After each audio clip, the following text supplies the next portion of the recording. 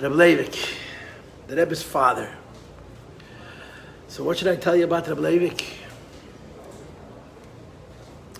Rabbi Levi was a moedendik in Meyuchas, right? Rabbi Levi was a Schneerson, a direct descendant of the Tzemach Tzedek.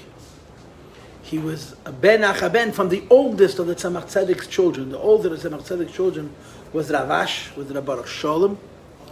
And he had a son, Levi Yitzchok, who had a son, Shneir Zalman, that later, because of a marriage, it became Baruch Shneir Zalman, who had a son, Levi Yitzchok. This is the Rebbe's father, Levi. He was an Adam Godel B'Yoser. The Rebbe's father was a giant of giants. An Adam Godel B'Yoser. He was about the same age as the Frierdiker Rebbe. He was a couple of years older than the Frierdiker Rebbe. He mistamed saw the Rebbe Marash as a child, but I can't say for sure whether the Rebbe Marash was nistal like he was 4. But he was incredibly close, the Rebbe's father, to the Rebbe Rashab. Incredibly close. The most famous expression of this closeness is from the Rebbe Rashab.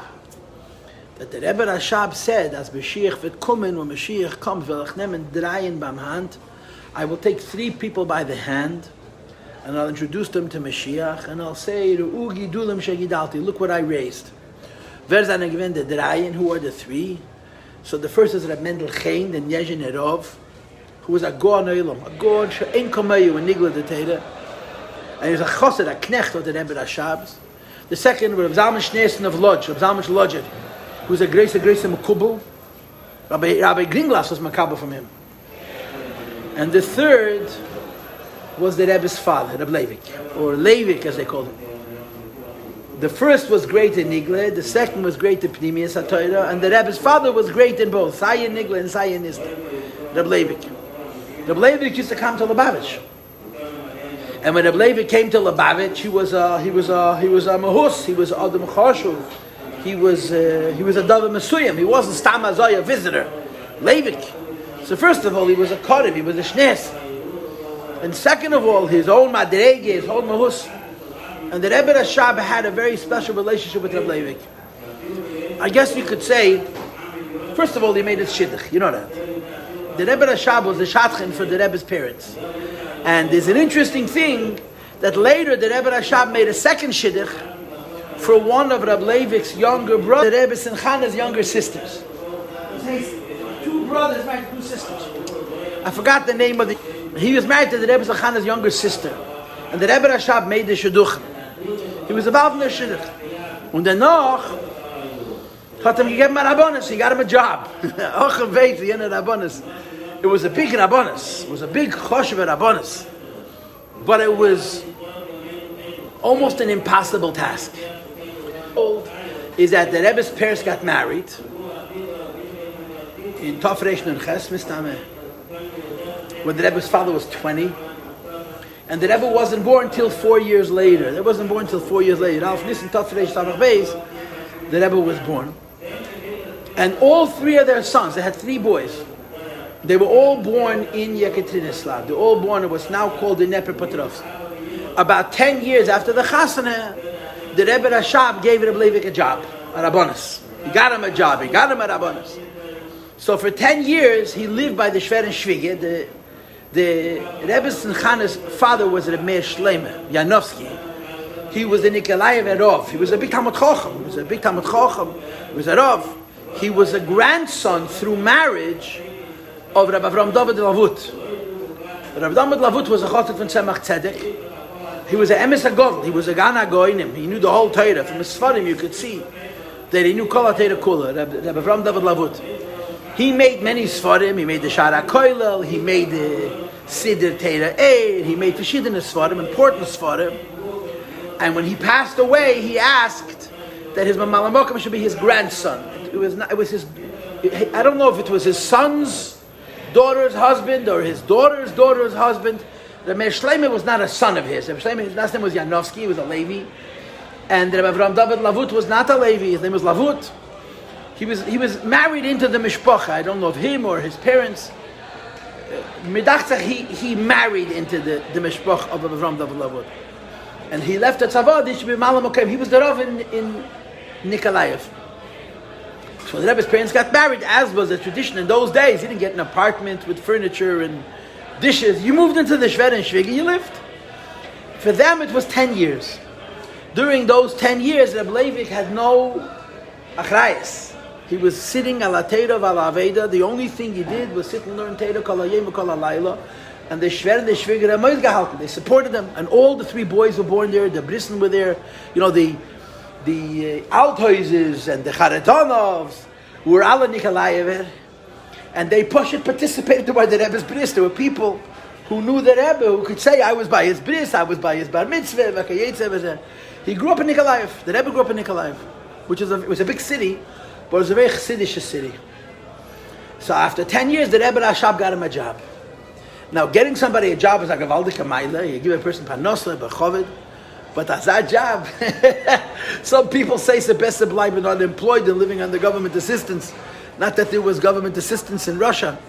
It was a very difficult Rabbanus. And of course, the history behind it is that Yekaterinoslav, the Dnepropetrovsk, always had a Lubavitcherov.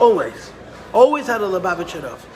Farvos, because the town, or the big city, but it was outside the Tchum HaMoshav. Jews were not allowed to live in Yekaterinoslav. There was a Yid who was very wealthy, and he was given a passport, permission, because of his businesses and his connections to live in the big city. And he was a good Jew, mamash a good Yid. So he wanted to help Yidden. The Yidden in the Shtetalach were so poor. Life was unbelievably difficult for Yidden in the Shtetalach. So he made fake businesses. He created duds, storefronts, fake business. They didn't exist. And he came to the government and he said, I need to hire employees to run these fake businesses. They didn't exist. He had a lot of money, but he didn't need so many people. And he imported 400 mishpachas of Yidden who were given permission to live in Yekaterinoslav under the pretense of working for him. And this was the seed, this was the foundation of the Kehillah. By the time that Rebbe's father became Rav, there were tens of thousands of Jews in Yekaterinoslav. The descendants of the children and the marrieds in and so on and so forth of those 400 mishpachas. This Yid was a chassid upon him for the Mittler Rebbe, and he asked the Mittler Rebbe, "Shikin him arov." So the Mittler Rebbe sent him al Achsidish Sharov, al Lubavitch Sharov, and that became the tradition that in Yekaterinoslav there was always a Achsidish Sharov. The Rav before Reb Levi was himself a personality. His name was Rebbe Ravov. In Lubavitch they called him Beravov Yekaterinoslav. I heard this from Mechol Tailabam all of a show. His family name was Kozevnikov. He was a big chassid, and he's also a whole sipur. He's a whole story. You ask for stories, mommy. You open the pipe and now it doesn't shut. Rebbe Ravov had gestamelt. He was an Eloi. He was very bright. He was very smart. But he stuttered. He stuttered so terribly he couldn't talk. So if you're very smart and you can't stutter, you live inside your own head. So he became a big lamb, a big Talmud Chacham. The story with Rebbe Ravov was that he was once in Lubavitch, and he had a yechidus bam Rebbe, bam Tzemach Tzedek. The Tzemach Tzedek said to him, "Mit was beschäftigst du dich? What's your business? What do you do?" And the answer is, "I'm sitting on a Teira v'Laveda." I mean, a younger man like this sat Yom v'Layla and learned Teira. And the Tzemach Tzedek wasn't happy with his answer. He wanted to hear something else. He doesn't know what the Rebbe wants. So he tried this. Tzemach Tzedek continues to ask him, "What are you busy? What are you doing?" Now he had an inyan, which was, you have to remember, in the olden days in Shtetl, all the kids went to Cheder. So they learned how to read. They learned a little Chumash, a little Halacha, a little Mishnah. By the time the children were 13 or 14, as the Gemara says, if Ein Yireh, that Simon table Talmud is Shuvla Yireh. So by 13, 14, they would push to leave the Cheder, and they would keep themselves busy. They'd work for their parents. So you had a whole bunch of bachelors. They were teenagers, Mistame, from Ha'elach Kinder, but they were not big learners. They were not married yet, so they didn't yet have a Rechaim al Tzavari and responsibilities. And them is a gedreit, and that's a terrible thing for anybody, a terrible position for anybody to be in.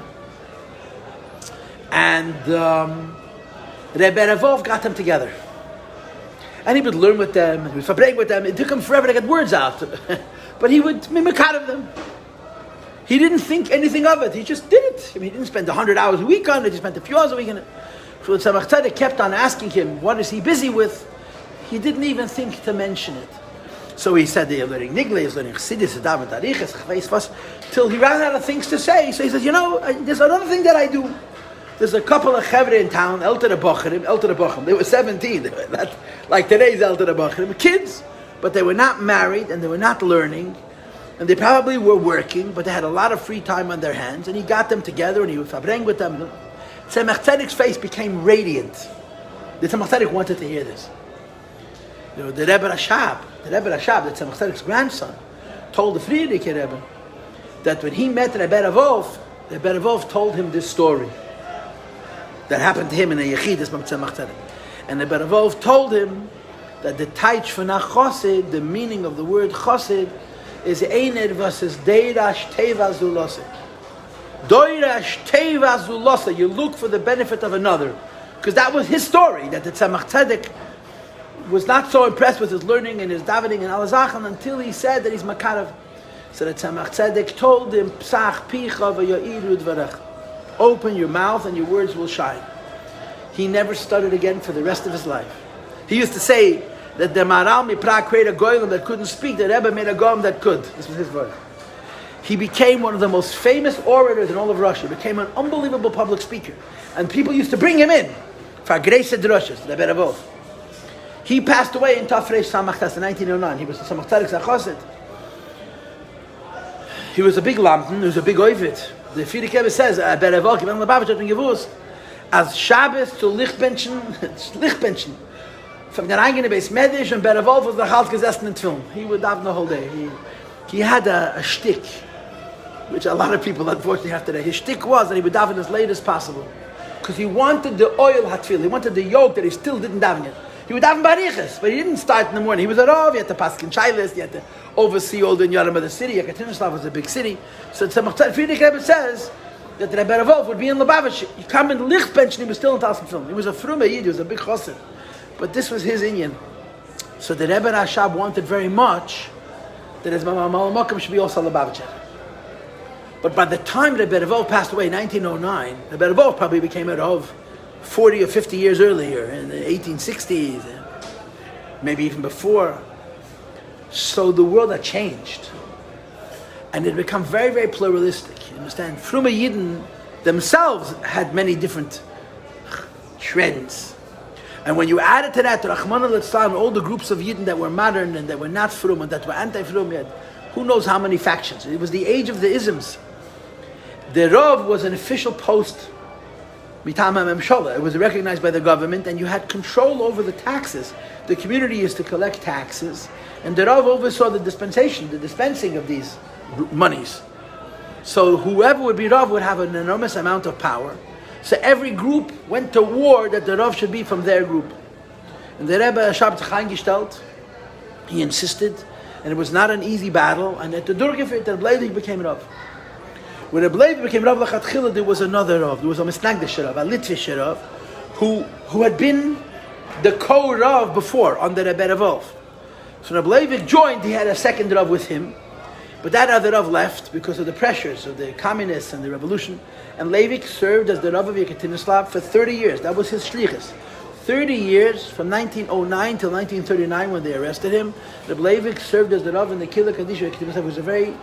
It was a big Rabbanus, it was a Choshva Rabbanus, it was a difficult Rabbanus, and he did the work unbelievably well. The Rebbe's parents were not just very, very intelligent, they were incredibly smart in Ben Adam Lachavere. They were smart and sensitive in people. Ben Adam Lachavero, between a person and a person, between a person and his friend. So even people who ideologically, in Shitted, hated what they believed, but personally they loved him. The Rebbe Leivik was able to talk, like it says in Pashas Pinchas, Neged, Ruche, Shel Kol Echad Vechad. Rebbe Leivik was able to talk to every Yid, from the frumest Yid to the frayest Yid, to the happiest Yid, to the angriest Yid, to the most rich Yid, to the most lonely Yid. Rebbe Leivik had a language to the heart of each one. And he became a Rav. Now of course, one of the things which was more recently revealed was a new krach of Igris Kedesh. They have no more copies. It's called Krach Vov. They just printed it 2 or 3 years ago. A 6th volume of Igris Kedesh of the Rebbe Rashab. And in this volume, there are letters, a lot of letters from the Rebbe Rashab to the Levi. They found it someplace in Russia.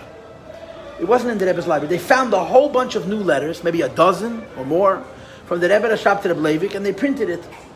So amongst the letters that the Rebbe Rashab is writing to the Levi is letters about the Rabbanos.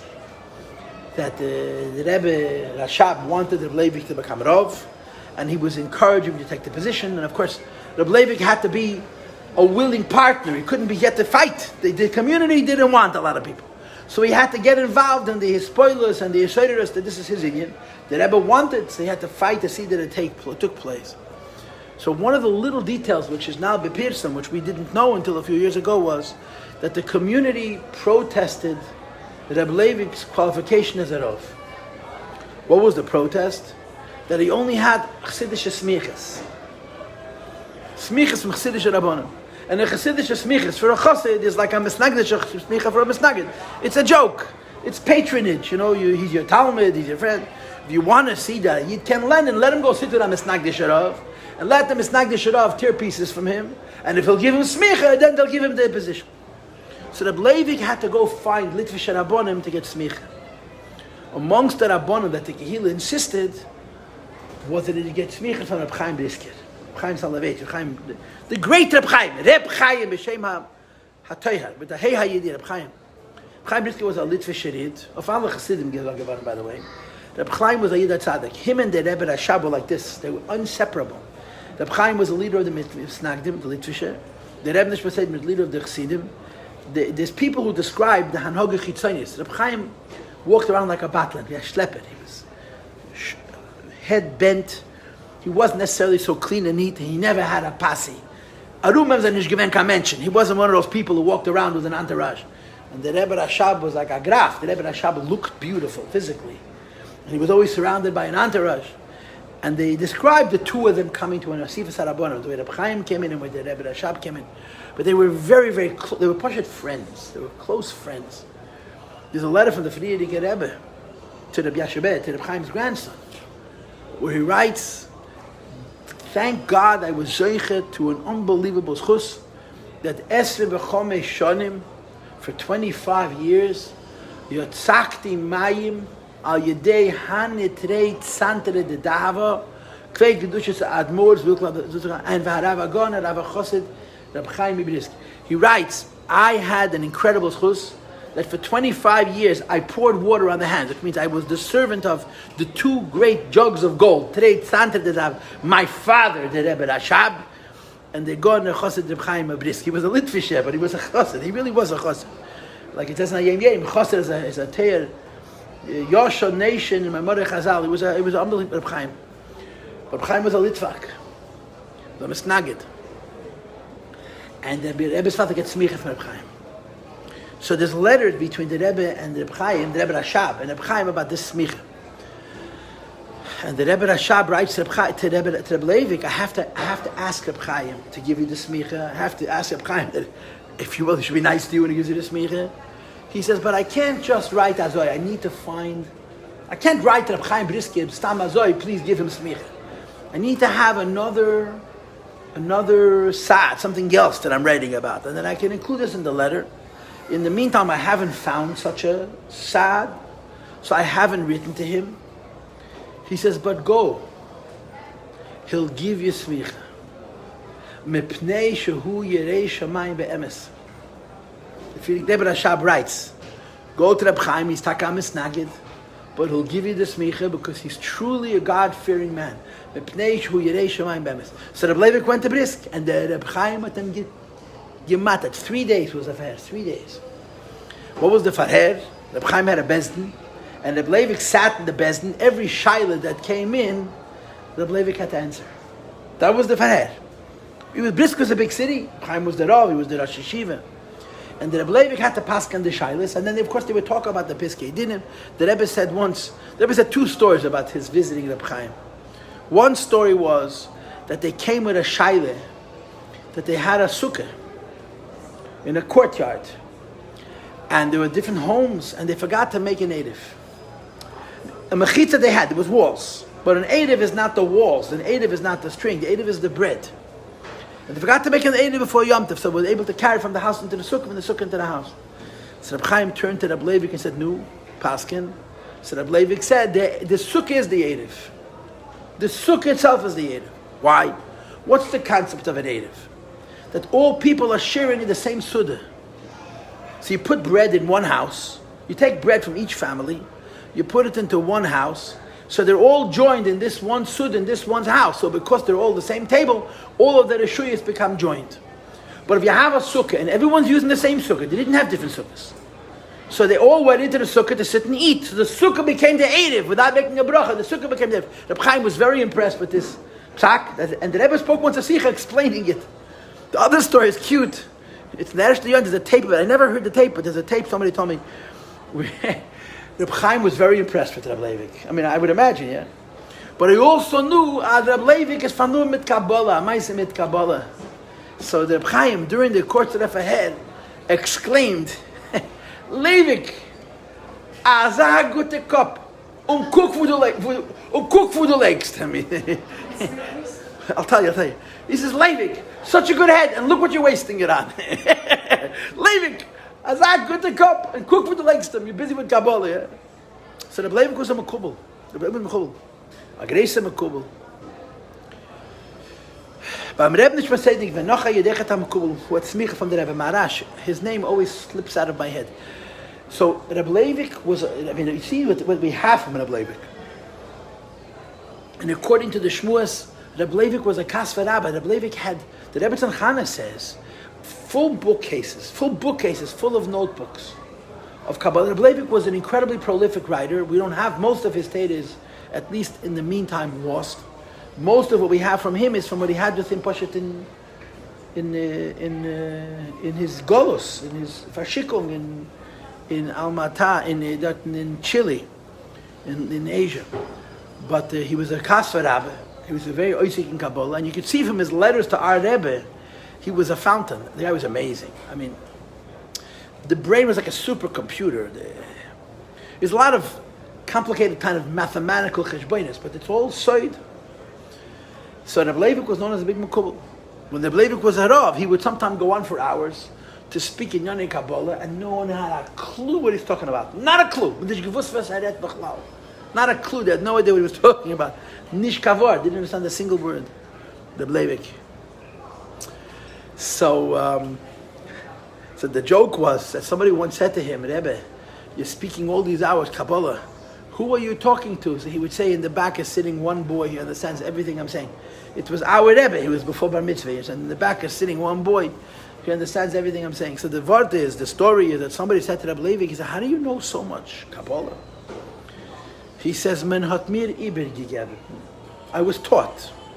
And when Rebbe Leivik said, Men hat mir Iber gegeben, I was taught, he of course meant the Rebbe's father, the Rebbe Rashab. The Rebbe Rashab. So he said to Rebbe Leivik, if we add up all the time that you spent in Lubavitch, it doesn't justify how much Kabbalah you speak. In other words, how many hours did you sit in the Rebbe Rashab's room and talk? I mean, the Rebbe Rashab was a busy man. He was the Rebbe for many Chassidim. Rebbe Leivik was a favorite, so he gave him more time, right? But Viva the Shir, he says, there's no way the Rebbe Rashab could have taught you so much in the time you spent in Lubavitch. So the Rebbe Leivik responded, Klolim. I was taught rules, principles about how Kabbalah should be learned. So in other words, it wasn't like he's heard every single word from the Rebbe Nashma from the Rebbe Rashab, but didn't give him klop. Derech Agav, there's a story, which is a hakdama to this Maaseh. At the Rebbe Rashab used to say about himself, the Rebbe Rashab, the Frierdiker, his father, used to say about himself, Ich hab a yad in Kabbalah. I have a yad, I have a hand in Chochmas HaKabbalah. And what was the pshat that he had a yad in Chochmas HaKabbalah? So Eichet HaMaaseh, Eichet HaNinyan. The pshat is as follows. That when the Rebbe Rashab was a little boy, so he went into the Zayde, he went into the Tzemach Tzedek. Tzemach Tzedek was elderly at this point, or old at this point. And they lived in the same house. The Rebbe Marash and the Tzemach Tzedek lived in the same house. There was just a door, so the kids used to run through the apartment. Tzemach Tzedek was already, at that point in Alman, the Rebbe Tzemach Mushka had passed away. So he was alone, and the Rebbe Tzemach and the Rebbe Marash were looking after him. So the children were hanging around. One day, the Rebbe Rashab was in the room of the Tzemach Tzedek. Tzemach Tzedek picked up the little boy, and he put him on his lap. And he took his little henteleh, and he began to brush it through his own beard. like to say, you had to brush the Rebbe Rashab's little hand through the Tzemach Tzedek's beard. And then the Tzemach Tzedek spoke to this boy. He couldn't have been more than 4.5, 5.5. He said to him, Zeberisht, dachtzach zeberisht, which means did you brush it? Did you brush it good? You know, why do you brush a beard? To separate you. Of course, you want it to look neat, but you also want to separate. It shouldn't become entangled, because if it becomes entangled, it can become not good. Did you separate out all the hairs? I think so. Nadir ayadin Kabbalah. The Tzemach Tzedek said to the little boy, he ran the little boy's hand through his beard. I'm giving you a hand in Kabbalah. So as a Rebbe, it says in Teres Sholem, the Rebbe Rashav used to say, he doesn't say the story, it just says the quote, Icha bayad in Kabbalah. In other words, I'm putting together two stories. In Teres Sholem it says the Rebbe Rashav used to say Icha, and he taught the Rebbe's father of Levi, a Kabbalah, was a big Mekubal. And he was a Rav, and he was a leader of an Eidah. They had interviews with different people who knew the Rebbe's parents. One of them was a woman who describes what used to happen. She was a girl. She says all the women who were involved with the Kehillah, you have to understand, you're talking after the revolution, people were very afraid, a lot of people were very distanced, but there was still a haba, a chevre, a chabura. Their meeting place was in the kitchen of the Rebbe Tzimchana. The Rebbe's mother's kitchen, that was their office. And they would sit and they would fabreng and they would schmooze. And she describes how any time an issue came up, like a girl had to get married, it came up in that kitchen. They would have meetings and they would decide how they were going to deal with it, and they would divide the jobs. This is how it operated under those very difficult conditions. And this is the story of the Rebbe's parents. The Rebbe's parents served the Jewish people. The Rebbe's father was a Rav. The Rebbe Tzimchana was a Rebbetzin. For 30 years, she served the Jewish people. They served the Jewish people, mamish with Mesiras Nefesh. And of course, right before Pesach in 1939, he was arrested. And in Das Tachten, in Poshet and Seichel, the Rebbe's father was arrested right before Pesach because he fought with the government about matzah. That was his big thing. Every year he fought with the government about matzah. Every year was a new fight. Because he wanted matzah, wheat that wasn't bleached. So that was hard to get. And then one time they got him finally, wheat that wasn't bleached, and it got wet from rain. So he needed more. And the government got very, very angry. The Rebbe said he went all the way till Kalinin. Kalinin was the president of Russia. To speak to him that he has to see that the government should provide kosher matzah. And Kalinin wrote an order that the matzah has to be kosher according to the standards and the hechsher of the Harav Shneir's son and his mashgichim. They were not happy about it. And they told him that he's going to pay for it. Tess Nisni was arrested. And the Rebbe Tzimchana describes how she ran around from place to place. They wouldn't tell her where he was. She wanted to push a drop of atlachafund matzah. He shouldn't starve.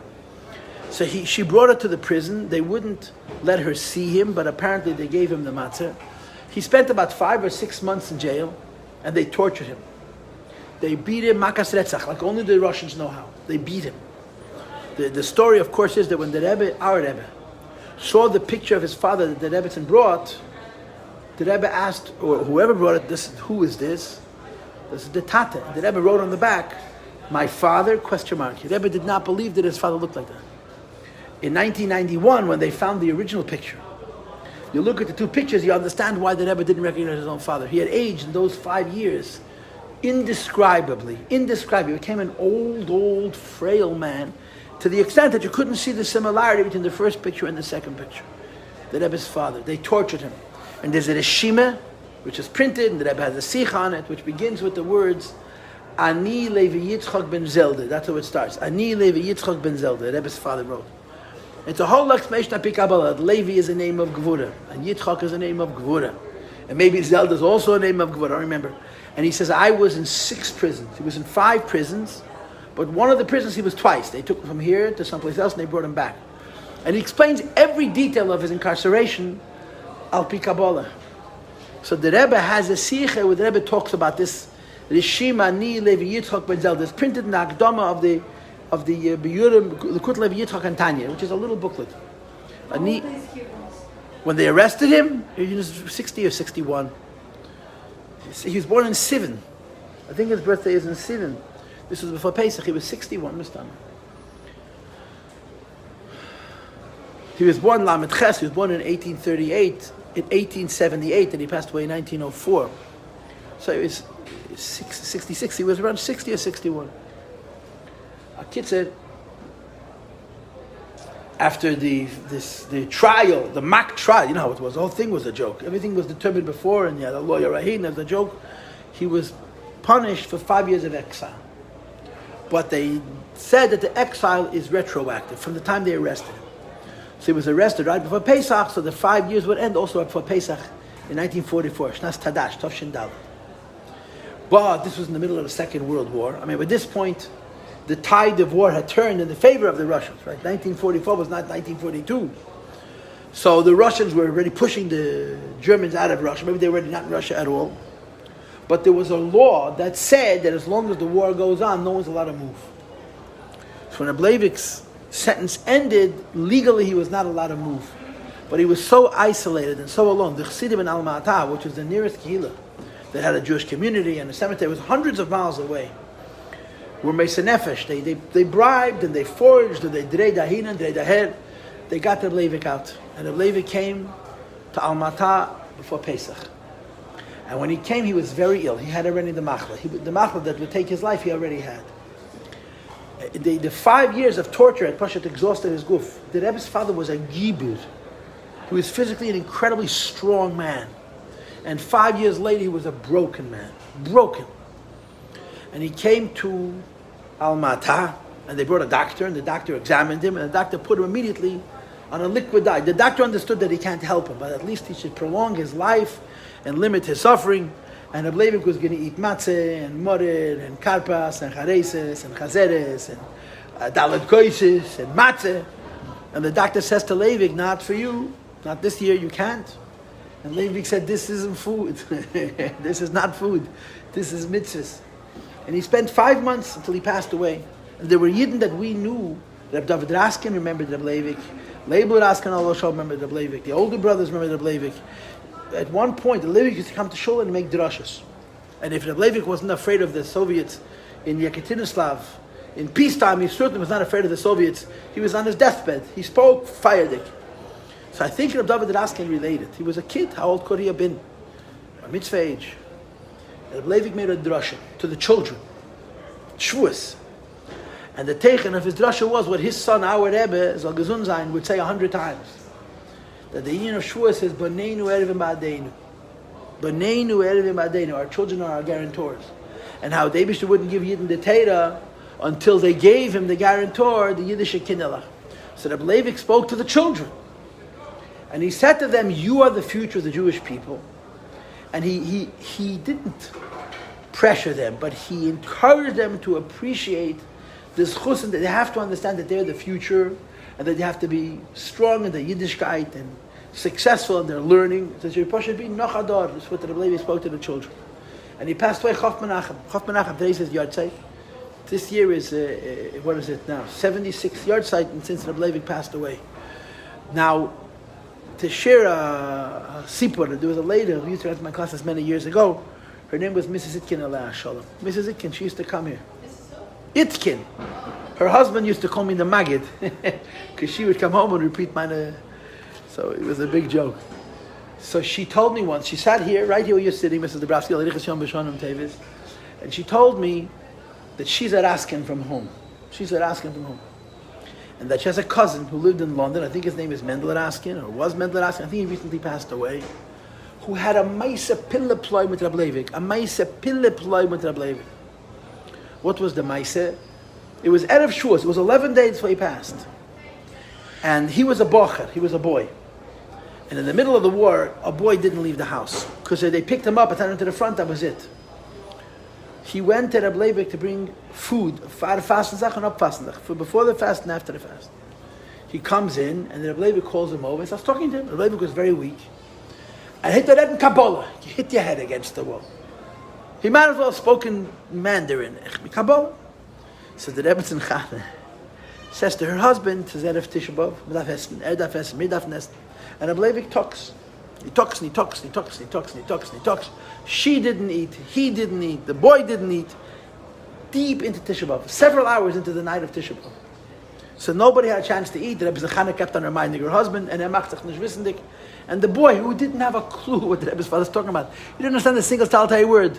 But der Acheretz he had, Levi is talking. L'chalapochas, dem Rebbe Smechut not sicher verstanden, yeah? Is he gestanden? Comes home. He walks into his house and his mother sees him. She grabs him and she starts to kiss him and hug him. What's the geshen? They went around looking for the boys and they came to the house to take him to the front.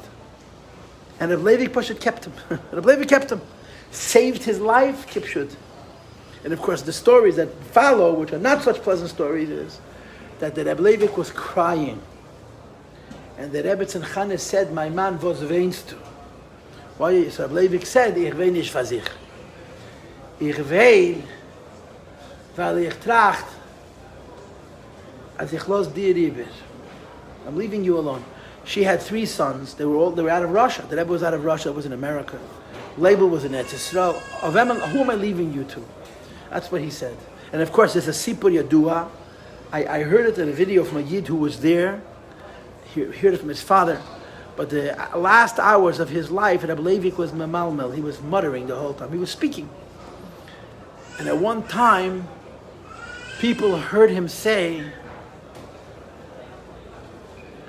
es ist Zeit, ihr bekleiben sich auf den zweiten Seite. That was the expression. It's time to go over to the other side, Rabbi Levi said.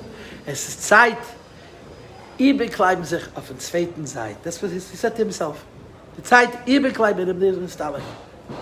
So this younger man says, we were kids, and they woke us up early and said, go on your bicycles and go to all the corners of the city and tell them what happened, and they should come for the Levaya. They brought out to be Mefarsim. The people should be started from the Levaya of Levi. After Levi passed away, there's also a story from the Nemoitins tell the story. Mrs. Katzman's uncle, Rabbi Yisrael Nemoitin, they tell that he walked by the house, the apartment, the house. They had one room this time, and the Rebbe Tzimchanes was crying. Rebbe Tzimchanes was alone. She was crying. Why? Because as long as Levi was alive, everybody came in. And the minute Levi passed away, she was now abandoned. So he walked into the house and said, "Was weinst?" So she said, "Was weinig?" We always had company. Now I'm sitting here, I'm looking at the walls. So he said to her, "Do you have any relatives in Moscow?" She says, "Yeah, I have relatives, but they're distant relatives." He had a lot of connections, underground connections, black market connections. There was a family that wanted to fly to Moscow. To fly then to Moscow was a big deal. And he was able to get them tickets.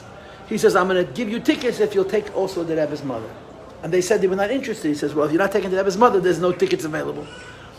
And they took the Rebbe's mother to Moscow. And once she was in Moscow, the Chassidim found her. It was mamish the end of the war. And when the decision was made to leave Russia, the Rebbe Tzimchanes was put on the Reshima. The Rebbe Tzimchanes was very afraid to travel. She wanted to travel legal, on the premise that she's going to be united with her son. And they told her B'chlal to leave Russia then was hard, but your name is Schneers. They're going to pick you apart limb from limb. So she traveled under another passport, and she left Russia with all the, and she was pashat afraid. And she had a chimadan, she had a valise, and in the valise she had kli kodesh. She had a shofar for the Rebbe Marash. She had, I think, a gatel from the Rebbe the Tzemach Tzedek. Rebbe Leivik had a lot of inyanim that he would be Yerusha. And she used to tell people that when you're carrying this suitcase, you have a gavaldik schus, because you're carrying kli kodesh. And of course, then she came to the United States, and she brought them to the Rebbe. Okay, so we didn't learn a word. I'm going to learn that. We wanted stories about Rebbe Leivik. You get stories about Rebbe Leivik. Okay, I'll see you tomorrow, Mitzvah Shem.